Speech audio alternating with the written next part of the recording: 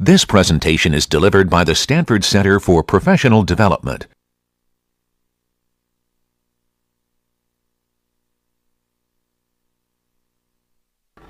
The topic for today's class is our friend, the GUI. And you look at that and you're like, GUI, what's that all about? This is what we refer to as a graphical user interface. But the way it's usually pronounced, graphica. It's sort of a little bit more avant-garde that way. A lot of people, at times you'll hear people say this as it's a GUI, like, oh, it's GUI, it's like taffy. They're just pronouncing the letters, G-U-I. Okay? But the basic idea in a GUI, right, and actually if you think about it so far, you've been doing some stuff that involved the graphical interface before, where you might have had a program and you did something that involved mouse click. So when the user clicked on the mouse or they moved the mouse, like in Breakout, you were essentially creating an interface for them that was graphical. But the notion of graphical interfaces that most people are familiar with when they talk about GUIs are sort of these things that you interact with on the screen. Things like buttons, right, that you may press, or what we refer to as sliders, which are little things that look kind of like this, and you kind of move this little button back and forth along some scale from, you know, high to low, whatever it may be. Checkboxes. And checkboxes, a lot of times you see on like forms on the web, it's just a little box. Sometimes you can put a check mark in it, or you can click it again, it takes rid of the check mark. Something we refer to as radio buttons, and this should hopefully be familiar because this was on your midterm exam, right? Except we had you do this very stylized version of it with the graphics library. And radio buttons is just basically where you have a list of choices with buttons, and when you pick one, it becomes selected. And then when you pick another one, this one becomes unselected, and the other one becomes selected. So if you want to give someone a short list of options. There are some other things that come up. For example, something that's called a combo box. This also goes by other names. Sometimes people call it a drop-down box or a chooser. And it's one of those things that kind of looks like this. Sometimes you see a little triangle next to it, and it might have some value in it, like blue. And you click on the triangle, and you kind of get this thing that drops down, and there's other choices like black or red or green or whatever the case may be. That's called a combo box or a drop-down box, because when you click on it, this thing kind of drops down. Or just our friend, the text box. And a text box is just sometimes, you know, where there's some form you fill out, there's a little box and you can enter some text into it. Okay? These are collectively what we refer to as interactors, because what they are things that allow the user to interact with your application and provide some information to your application interactively by clicking on buttons, moving around sliders, setting checkboxes, or selecting from radio buttons, or picking some option in the combo box. That's all they are. So we refer to them collectively as interactors. Now, the interesting thing is, how do we actually use these in the context of a Java program to allow someone to interact with our program more than they've done before, right? So far, people have been able to enter text in sort of a console window, or they've been able to move a mouse or click. We want to be able to do something more. So in order to do something more, we need to have the use of some libraries. Okay, and the libraries that you need to use for interactions, besides the standard ACM libraries that you use, like acm.program.star, is you want to import two Java libraries. One is called java.awt.event.star. These are all in the book, but you can write them down if you want. And you also want to import something that looks a little funkier. It's JavaX, right? So just keep that in mind. It's not Java. It's javax.swing.star. And collectively, what these do is this helps you keep track of events when the user is interacting with something, like before when you had mouse events when the user clicked. And JavaX Swing is actually a package that's part of the standard Java libraries that has a bunch of stuff that allows you to create these graphical interactors very easily on the screen. Okay? So those are the libraries that you're going to have.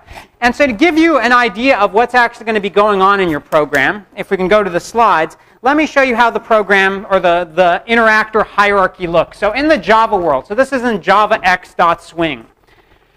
All interactors, in some sense, at the end of the day, are what we refer to as J-components. J-component is kind of the basic, generic thing that all interactors are. It's kind of like when you think about the graphics library. All the elements that are in the graphics library, like a G-oval or a G-rect or a G-label, are all G-objects at the end of the day. Same kind of way to think about it with interactors. At the end of the day, all the interactors are J components. Notice this is a J instead of a G, because we refer to these as there's really Java objects in some sense, so they all start with a J, and that's just the naming scheme in Java. And then there's various kinds of things we can have, like a J button. is a J component. It's just going to be a particular button that we're going to display on the screen. And there's different kinds of buttons. There's your standard button. There's other buttons like a toggle button, which we're not going to talk about because no one ever uses toggle buttons anymore in their raw form. But for example, a checkbox and a radio button, if you think about them, in some sense are ways of doing some kind of selection like a button. On a button, you just click one thing. A checkbox, you set some box to either be checked or unchecked. And a radio button, you pick one of many options, right? So in some sense, it's just how much flexibility you have with them, but at the end of the day, you're doing some interaction with them that involves clicking somewhere to turn something on or off, basically. There's a slider, which we talked about, little slider thing that, basically is some spectrum that you can move some controller on. There's something called a J label, not to be confused with a G label, but a J label is very similar. It's just a piece of text that you can put next to some of these other components to label what it is. It doesn't actually do anything other than just kind of sitting there being a pretty label. Combo box that we talked about, and a text field, which is basically like a text box. Now there's a few other things that are in here that kind of come up, like int field and double field. We won't be talking about those, but most of the things in here we're actually going to cover today, and it's just important to see how they're related. They're all components at the end of the day, much in the same way that when we did graphics, all the individual graphical kinds of objects were G objects. Now, with these interactors, how do we actually put them on the screen? We don't just put them anywhere on the screen. They actually have a special way that they get laid out on the screen. And it turns out now, again, you're old enough to find out something that we sort of didn't tell you about this whole time. Even though it existed this whole time, now it's time for you to know about it. Your program window, whether it's a console program or a graphics program, actually has 5 regions on it. Okay? So far, you never used any of the 4 regions around the side. You always just use the center region, but there was actually 5 regions labeled sort of by the points of the compass. North, south, east, west, and then the center. And so the way this actually worked was the center is where all the action was taking place in your programs before. And so when you had a console program, what you really got was a text console that took up the center region, which was basically the whole screen at that time, and anything you wrote out, it got written into the console. On the flip side, if you had a graphics program, what a graphics program did, remember when we talked about a G canvas, what it did was it put a G canvas in the center and sort of made it big enough to take up the whole screen. So that's what was going on this whole time. And you might say, but Marin, what happened to these other regions around the side? Like, I didn't see any space getting taken up by the regions. And it turns out that the other regions are only visible and actually only take up any space at all if you add interactors to them, which means if they have buttons on them or sliders or combo boxes or whatever, when you put them on, when you're going to put those interactors on, you're going to say which one of these regions, north, south, east, west, or center, but most of the time you won't put them in center because the action will still be going on in the center. When you put them in one of the regions around the sides, it says, hey, I have some interactor in the southern region. I need to now show the southern region that will actually take up space on your screen. Okay? So any questions about that?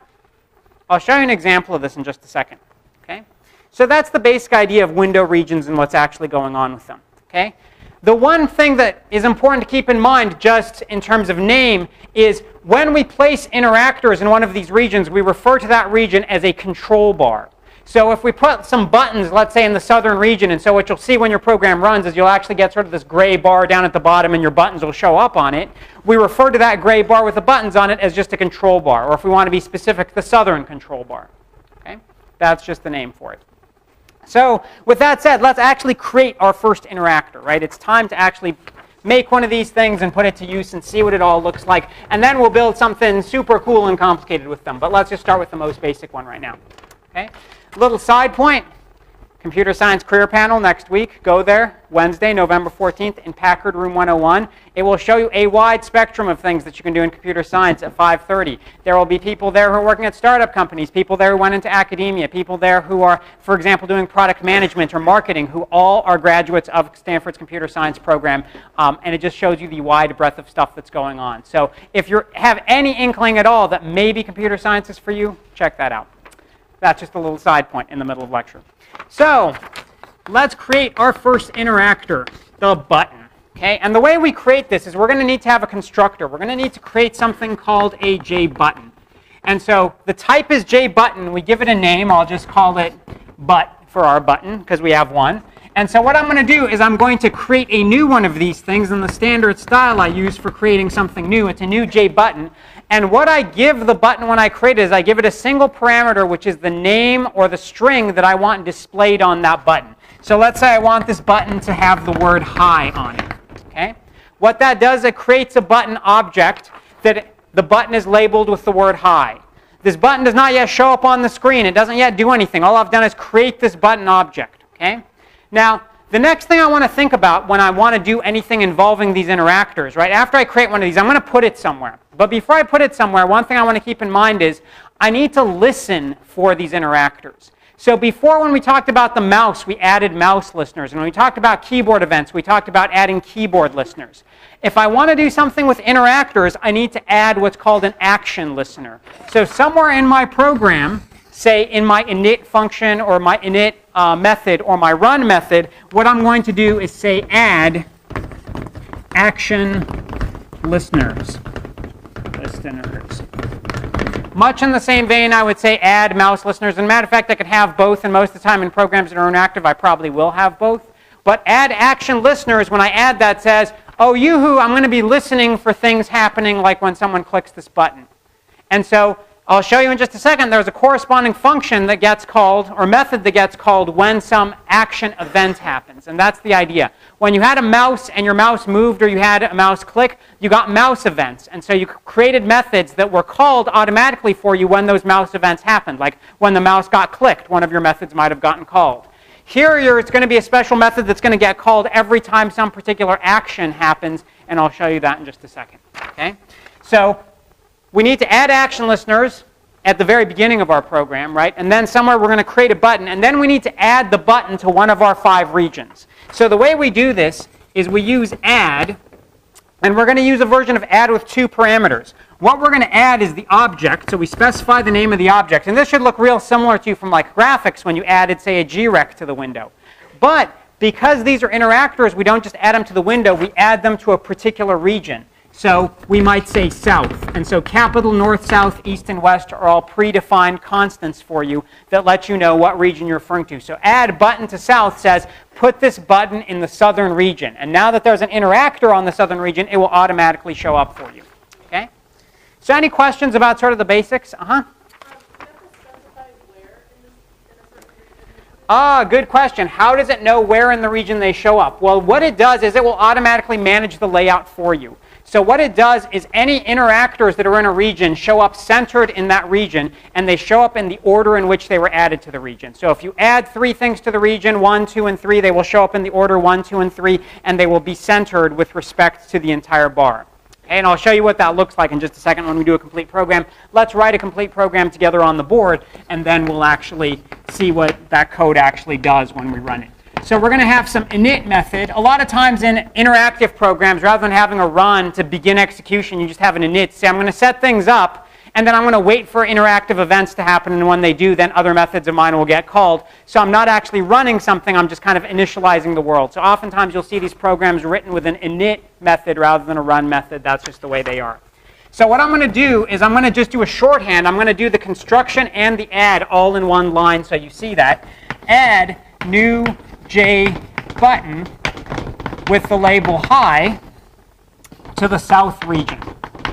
Okay? So all I've done is I don't have a variable to keep track of this J button anymore. I just kind of create it and add it. Just like you may have done with some graphical objects when you created them and added them immediately to the canvas, we're doing the same thing here because we don't need some method or we don't need some variable to keep referring to this button. That button, when it's pressed, is going to invoke some other method for us automatically as long as we add our action listeners. Okay? So then here we would say add action listeners.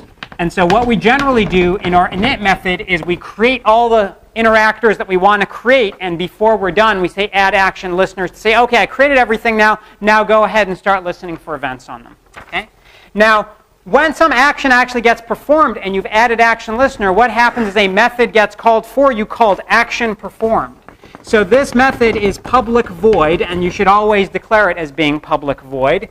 And it's called action performed, lowercase a, uppercase p, action performed. And what this gets is a particular parameter, and the parameter it gets is something called an action event, and I'll just call that E. Okay, so that's the parameter that it gets automatically. Just like when you had mouse events, when you had your mouse clicked function, for example, exactly the same idea going on here, except this gets called when, for example, someone clicks one of your buttons. Okay?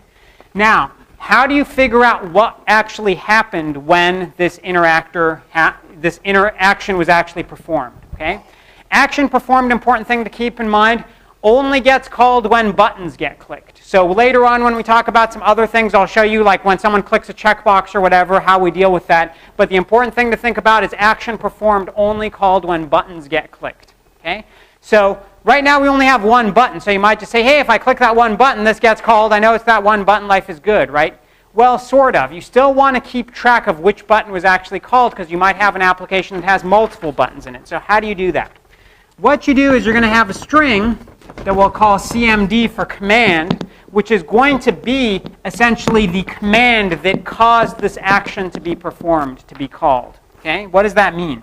What it means is this action event, E, we're going to pass it a method called getActionCommand. And getActionCommand returns to you a string that we're just going to assign to this variable command. So we say, hey, an action was performed. Get from me some string that refers to what action was performed. And it says, okay, the way I keep track of this command, what is this referring to? This will have the same name as the name of whatever button was pressed. So if a button has the label high on the screen, it shows up with the label high. And if it gets pressed, getAction will return high. It will essentially return whatever label was on the button that got pressed. Okay? So I can check to see if command was equals high, because I know that's my button high, right? Because I coded high up there, and I could have actually made this some constant, a string constant, if I wanted to keep them in mind. Okay? And if it was equal, then maybe I want to do something like I want to print some line to the screen. Println, and so this println is still going to print to the center region because that's still where the console is in a console program, and I might write out hello when someone actually clicks the high button. Okay? So there is no run method here, right? I just set up the state of the world with a button, I start listening for what's going on with that button, and anytime that button gets clicked, action performed gets called. I ask this event that gets passed in, hey, what command was actually issued? I get that as a string, and then I can check to see which button it actually was. So let me show you a couple examples of this in terms of what that actually looks like when it's run. Okay, so we can quit out of here. Oh, don't save. It's never fun to save. All right, so here's our program, which is basically the program we just wrote. I called it first button. It extends a console program. It includes the libraries that I care about in addition to the ACM library.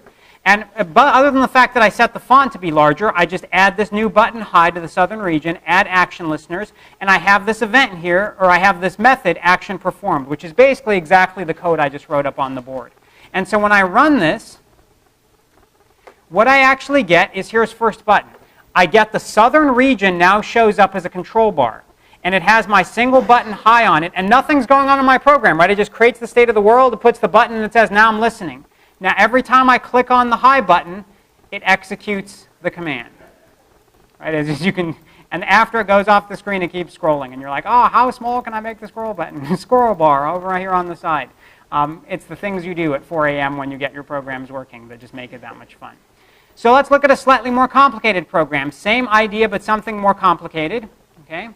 This is called button press. And all button press is doing is it's creating 3 buttons instead of 1 button, and it's adding them in different places. So it's creating a button that says hello in the northern region, creating a button that says CS106A in the southern region, and creating another button that's called Basket Weaving 101, also in the southern region. And after it creates all those buttons and adds them, right, you always remember to add the buttons, it adds action listeners to listen for those buttons. So what happens if a button gets clicked? Action performed is going to get called. And here I get the action command, and depending on what the action command was, I know which button was clicked. So if it equals hello, I know the hello button was clicked, and I write out hello there. If it equals CS106A, I write out CS106A rocks, and if it's Basket Weaving 101, I write out not so much. Right? So here I run my button press program, and notice now the northern and southern regions show up. So the regions automatically show up anytime there's an interactor there. You don't have to tell the region to show up. It knows to show up if you put an interactor there. When I click hello, I get hello there, 106A rocks, and Basket Weaving 101 not so much. And you're just like, oh, I click a little here, click a little there, a little under the arm. Yeah.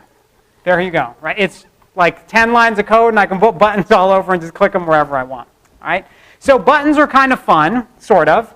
But we can do some cooler things, right? Let's actually create an interactive program and bring back, remember click for face? You remember that from a long time ago where we clicked a button and we got a face on the screen? Anyone remember? If you remember that, raise your hand. Yeah, click for face. This is like souped up click for face, okay? And so the basic idea is we're going to allow someone to click for faces on the screen, but they can pick the size of their face using radio buttons, either small, medium, or large. They can pick the color of the face, black, blue, green, or red. We'll start with black. And they can choose to either show the front of the face or the back of the face by saying, hey, show the front, or don't show the front. So let me show you an example of this. So I'm going to draw a medium-sized face, the front of the face in black. So I click here. Oh, front of the face, medium size. Front of the face, medium size. Large face, large face. Small face, little small face. Red face, red face. And you're like, okay, that's fun, Maron, but what does the back of the face look like? It's the back of the head. Guy's bald. There's nothing. It's an oval. But that's the thing we want to keep track of, right? Do we draw a face or we draw an oval depending on if front is clicked or not? So how do we get all these buttons and these check boxes, these radio buttons, this drop-down box or combo box, and then we have clear, which is just a button that erases everything, and then we're like, hey, large face.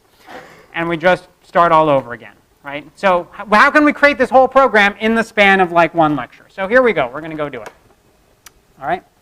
So first thing we're going to do, it's speed. It's like kind of like name that tune, but it's sort of name that interactor. It's like how many interactors can you go through in half an hour? And it turns out they're actually not that complicated, so we can go through a whole bunch of them. Okay? So you already saw button. What are some other things we want to do? Checkbox. Right? So checkbox, you saw that checkbox that allowed us to either show the front of the face if it was checked or the back of the face if it was not checked. How do we create a checkbox? Well, the type here is called J checkbox. And for a J checkbox, sorry, capital B there, what I need is a variable of that type. I'll call it check. And the way I create this is I say new J checkbox. And the parameter I give to checkbox is the name that I want displayed next to the checkbox, like front, to indicate is that the front of the face. So it'll write out front and put a little box after it. Now, other things I can do with the checkbox which are kind of cool, I can set its initial state to either be checked or unchecked. So what I can do is I can say, hey, check dot set selected, and give it either a true or false, a Boolean, to say, do you start off checked or not checked? So if I set selected to be true, it starts off checked. If I set it to be false, it starts off unchecked. Okay? And then when I create this thing and set its initial state, I need to add it to some region to show up on a control bar. So I can say, hey, add check to the south region. And now I've gotten check on the south region. And so the thing you should be asking is, hey, Maron, now you've gotten the checkbox on the south region. How do you actually know when someone clicks the checkbox? Do you get this, action performed method called for you when someone clicks the box? Actually, you don't. It's a little bit different how you actually check for the checkbox. It turns out that for the checkbox, you can check its state, whether or not it's checked or unchecked, at any point in your program. And the way you do that is as long as you have a way of referring to check, the variable check, you can just say check dot is selected, and what that will give you back is a Boolean. So we might have some Boolean P equals check is selected, and that tells you anytime you call that, whenever you call it in your program, is this thing checked or not? So if you think about this, in order to be able to refer to check, what that means is when you actually declare this puppy, this thing is probably not a local variable. This thing is probably actually an instance variable. Okay? So what that means is somewhere in your program when you're doing init, say this is your init method over here, and you have, public void init. You would say check equals new checkbox, but really somewhere down here where you declare your instance variables, you would say something like private J checkbox check. Which means I'm going to have this instance variable. There's something I need to be able to keep track of in between method calls, so I'm going to declare it as an instance variable. I will create a new one in init, but this thing is actually just setting this instance variable, so somewhere else in my program I can refer to that instance variable. Okay?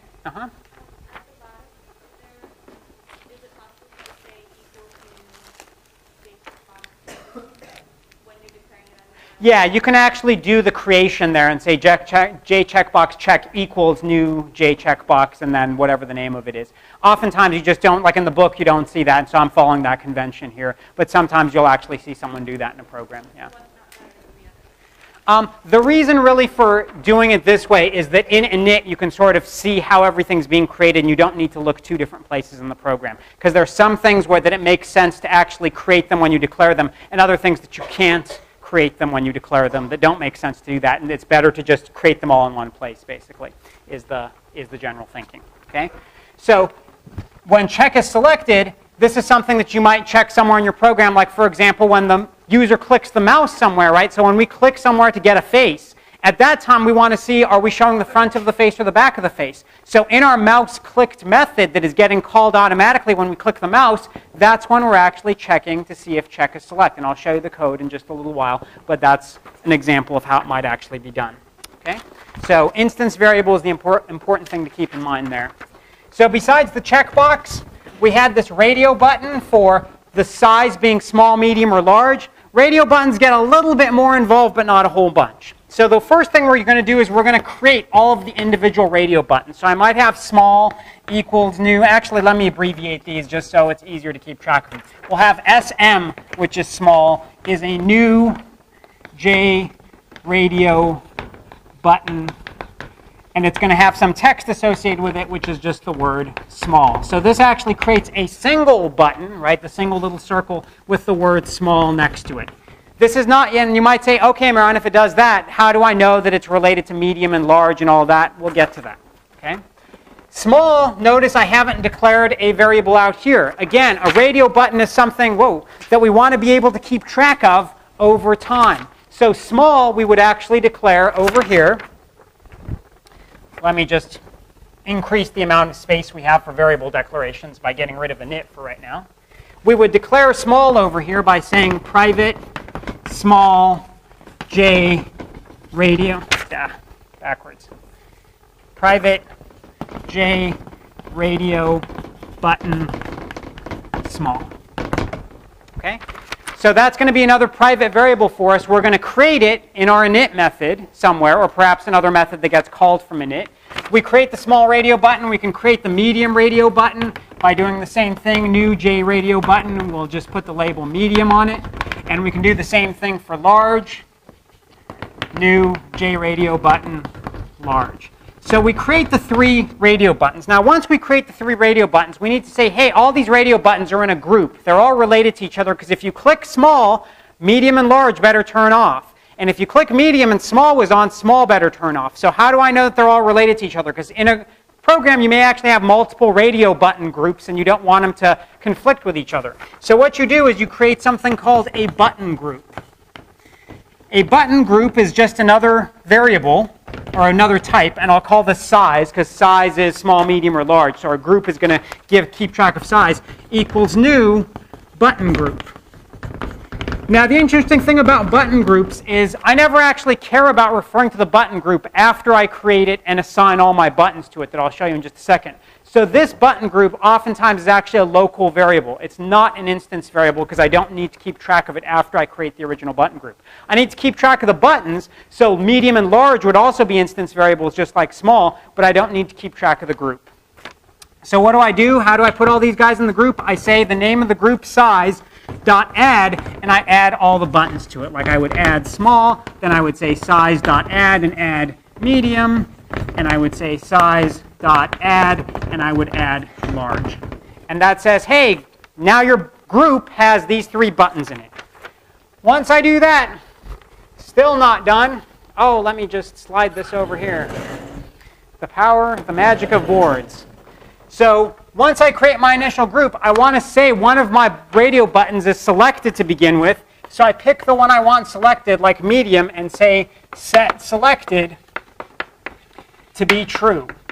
I only set selected after I've added all of my buttons to the group. So the general idea is I create the buttons, I create the group, I add all the buttons to the group, and then I pick which one is selected, because it doesn't make sense to select one until I know everything that's actually in the group. And after I do that, the funky thing is I need to add my radio buttons to the control, one of the control bars, But I don't add the whole group at once. As strange as that may be, I add all the individual buttons. So I need to say add small, comma, south, add medium, comma, south. You could actually put them in different regions if you want, but then that's going to mess up the user real bad. And large in south. And usually it's a good idea if they come right after each other so they're all sequential. Otherwise, again, if you have some other interactor in the middle of them, the user is going to get very confused. Okay? So this basically sets up my buttons. I create the buttons, I create the group, I put them in a group, I pick which one out of the group is initially selected, and then I add all the buttons from the group onto the control. Now, how do I figure out which one of these buttons is actually selected somewhere in my program? It's because I made these things private, right? Small, medium, and large should all be private instance variables that I can refer to them later in the program by saying something like small dot is selected. And this gives me back a Boolean, which tells me out of that group of radio buttons, is small the selected one, right? So if small is the selected one, the other two are probably going to be false. But I can check for all three, like I can say medium is selected and large is selected, same kind of thing. Anywhere in my program, it will just give me back the appropriate state of whichever radio button is selected at that given time. Okay? Again, it's not calling the method. That action performed method only gets called when buttons are pressed. So things like JRadio button is not a standard button. So it doesn't call that method, or checkbox doesn't call that method either. Okay, any questions so far? All right, so one last thing we need to have before I can show you a program that puts it all together. And the last thing, anyone remember what that last thing was that we showed in our little sample program for the face? Combo box. Always a good idea to have the combo box. I'm not actually going to show you the slider.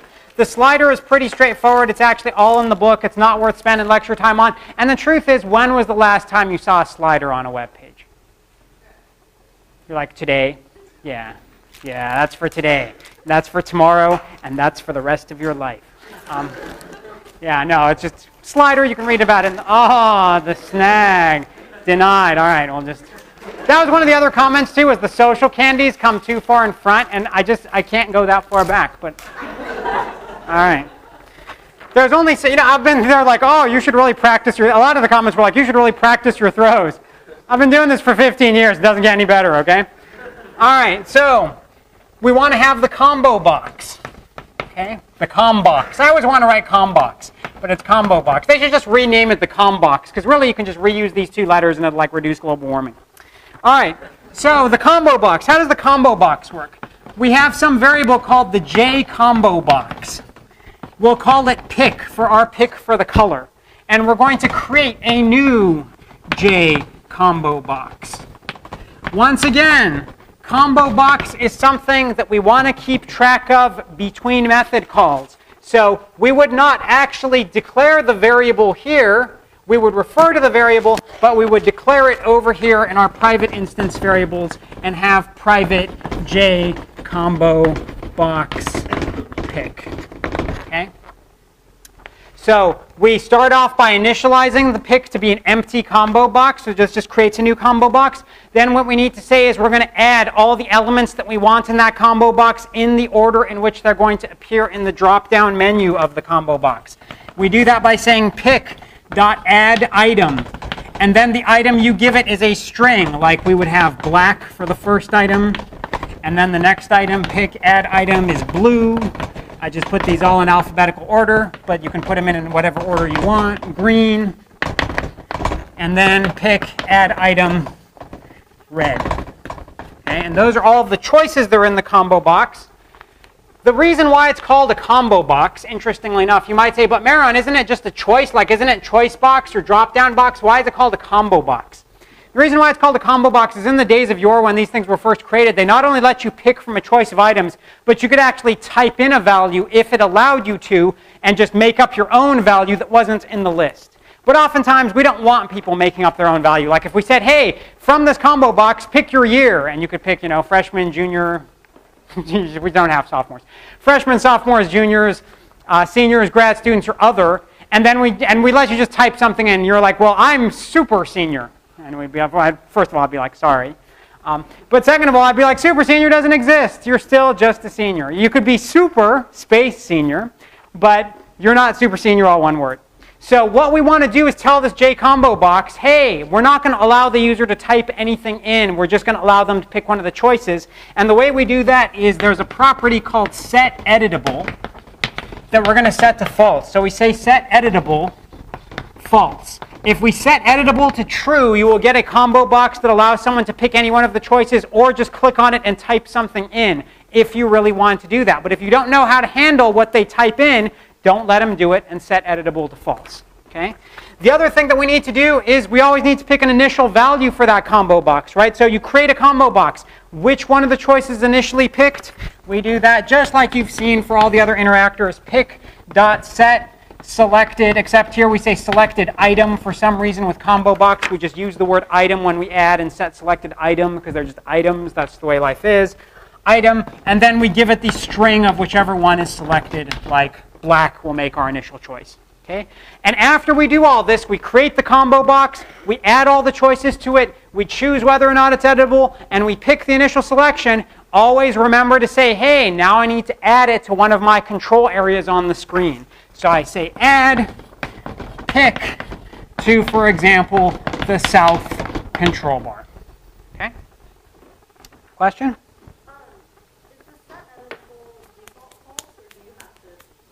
I think the default, that's actually offhand. I don't know if the default is false or true. I think it might actually be true offhand. But just for actually finding something that I don't know off the top of my head, there's a candy. And for asking a question. But you can just try it out yourself. Just don't set it and see what happens. But offhand, I don't remember. We could actually just play with it in the program. So here's how all those things actually get put together in our program for drawing this interactive face. Okay? So first of all, what I'm going to do is in my initialization method, I'm going to create the buttons that I care about, right? I only had one button, which was the clear button. So I have one button clear that's in the southern region. What do I do when I get the clear button? Remember, buttons are the only thing that the action performed method is called for you automatically when they're clicked. So down here, I have my action performed method. And it's pretty similar to what you saw before with the hi button, except this one gets an action event. It gets the action command. So here I didn't take this and assign it to a separate string. I'm just saying, hey, E, get your action command. I know that's going to be a string, so just directly call the equals method on it. Oftentimes you'll see this shorthand when there's only one thing that we want to check for instead of a bunch. We don't get the string separately. So E action command equals clear, which means they click the clear button. If that's the case, then I remove all. And remove all is one of the methods of a graphics program that removes everything that's on the canvas. So it clears the canvas. Okay? So that's how my button gets set up. Then I have a checkbox for whether or not I'm displaying the front or the back of the face. So what do? I create a new checkbox that's name is front. Notice I need to keep track of the state of the checkbox, right? Because I need to know later on, was it checked or not? So checkbox is actually down here is an instance variable. And we use our instance variables to keep track of the interactors whose state we need to refer to as the program runs. We need to say, hey, checkbox, are you checked or not somewhere later in the program, so we need to be able to refer to checkbox. My radio buttons are all also instance variables, and my combo box pick, just like you saw up there, right? Radio button, combo box, and the checkbox were all instance variables. Same thing going on here. Okay? So checkbox, I create it, I set it selected to be true, so when I first start off, I'm going to be drawing faces, and I add the checkbox to the southern region. Now there was two other things I had. I had a radio button for small, medium, and large, and I had a color chooser, which was a combo box.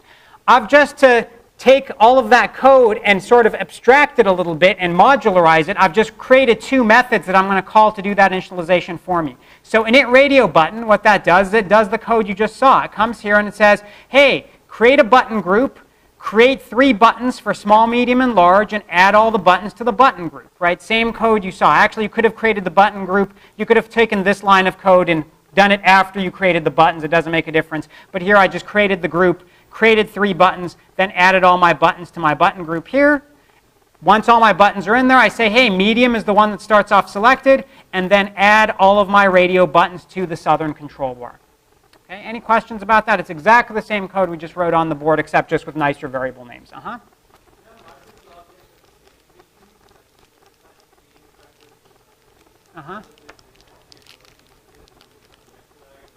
Right, they all get drawn from left to right, but the entire collection of stuff is centered in the screen. So you'll see that when we run the program. Not going to happen. All right, so last but not least, I initialize my color chooser, and my color chooser is just a combo box. So I create the combo box. Again, pick color is an instance variable. I add my items to it, black, blue, green, and red. I set its editability to be false, so I don't allow the user to type in. I set the selected item initially to be black. Now here's something funky that I'm going to do. I'm saying, hey, here's my combo box. My combo box doesn't have a name associated with it. When this thing actually gets drawn on the screen, what I get is I get a little drop-down box that looks like, or actually I just get a box that starts with black in it.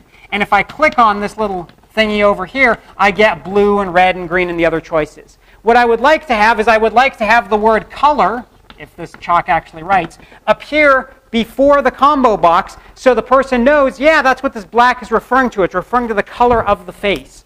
So the way I do that is I'm just going to create a J label. I don't worry about assigning it to anything because the J label doesn't do any interaction. It just puts a label in the control bar. So I can create a new J label. I add some spaces here to separate it a little bit more from whatever the last control was. So whatever interactor I put in before, I say, hey, before you draw the label, put in some space, then draw the label. And so I add that label to the southern region, and then after the label, I add the combo box. So what will show up is whatever interactors I had up to this point, then a little bit of space in the label color, and then my combo box after it. Okay? And last but not least, I say, hey, add mouse listeners and add action listeners. So I set everything up in my program, and I'm done. Now the only thing my program will do is do something when the user interacts with it. So when the user interacts with it, there's two things they can do. They can either action perform clicking the clear button, which you already saw, or they can click the mouse somewhere on the canvas. If they click the mouse somewhere on the canvas, we call the mouse clicked method, just like you saw before with clicking the mouse before. And here's where all the fun goes on with checking like the state of the checkboxes and all that. We say, hey, I'm going to have some generic object, some G object. The diameter of it is going to be whatever size should be appropriately set. So I'm going to call some method set get diameter size, and what get diameter size comes along and says, hey, I'm going to start off by setting size to be 0, and then I'm going to check which radio button is selected. Hey, small, are you selected? If you're selected, then the size is the small diameter. If you're not selected, then I'll check medium. If medium selected, then the diameter is the medium size, and if it's not, then I'll check for large, and I'll set the large size. And small, medium, or large are just constants that are set in my program to be 20, 40, and 60. So all this does is check to see which of the 3 radio buttons is actually selected and returns an appropriate value for the corresponding size. That's what we set for the diameter of the object. Then we come here and we say, hey, checkbox, are you selected? If you are selected, then I want to draw a face. So my object is going to be a new G face, right? Just using that G face class I wrote like 2 weeks ago. If the checkbox is not selected, your object's going to be a G oval because the back of the face is just a circle. And then lastly, I need to set the color. I'm going to set this object's color, just using the set color method that hopefully by now you're very comfortable with, to be whatever color the current color is picked in the combo box. So I write a method called getCurrentColor that returns to me a color object. And it goes through and it says, here's how it works. Hey, color picker, what's your selected item? So it returns a selected item, and I need to cast that to a string. That's just a little Java-esque thing. This is all in the book, but you need to cast whatever the selected item is to a string. And then based on the string, I say, hey, is the string blue? If it is, I'll return the color blue. If the string is green, I'll return the color green. If it's red, I'll return the color red. And if it's some random thing I don't know, or it's black, presumably, I'm just going to return black. So that returns the color object black, which is what I set the object's color to. And now I've set the size of the object, whether or not it's the front of the face or the back of the face, the color of the object, and now I'm just ready to add that object wherever the mouse was clicked at its XY location. So that's the whole program. And when I run, here's how I get the layout. I added the button first, then I added the checkbox, then I added the radio buttons in this order, then I said, hey, a little bit of space and the label color, and then here's my combo box for the selection. Okay? Select green, set this to be large, I have front, I get the green face. Any questions about interactors? All righty, if that's making sense, nod your head. If it's not making sense, shake your head. All right, have a good weekend. I will see you on Monday.